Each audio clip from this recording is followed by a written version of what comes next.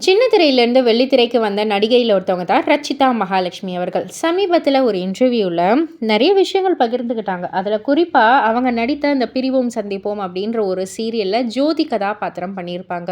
அந்த ஜோதி கதாபாத்திரம் வந்து ரொம்பவே வந்து பிளாக்கி ஸ்கின் டோனாக வந்து அவங்க வந்து பண்ணியிருப்பாங்க. ஏன்னா அந்த கதாபாத்திரத்துக்கு அந்த மாதிரி தான் தேவை. அதுக்கு ஏற்ற மாதிரி வந்து அவங்க நடிச்சிருப்பாங்க. ஆக்சுவலாக அது வந்து அவங்களுடைய ஒரிஜினல் கலர் கிடையாது.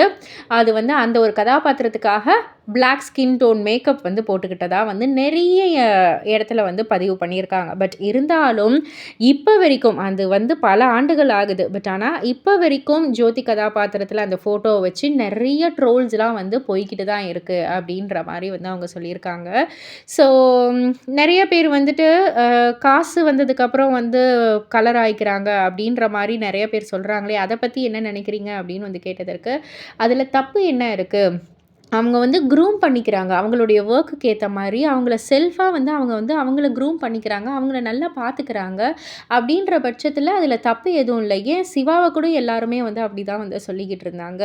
பட் ஆனா, அ என்ன வந்து இப்ப வரைக்கும் இந்த ஒரு ஃபோட்டோவ வச்சு ட்ரோல் பண்றது, நான் அதெல்லாம் விட்டுட்டேன் நானு. முன்னாடிலாம் ரொம்பவே அப்படியே டவுன் ஆயி உட்காந்துருந்தேன்.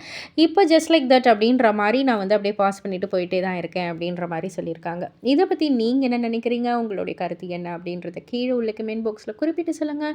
மறக்காமல் சேனலை சப்ஸ்கிரைப் பண்ணி பக்கத்தில் உள்ள பெல் ஐக்கானை கிளிக் பண்ணிவிடுங்க.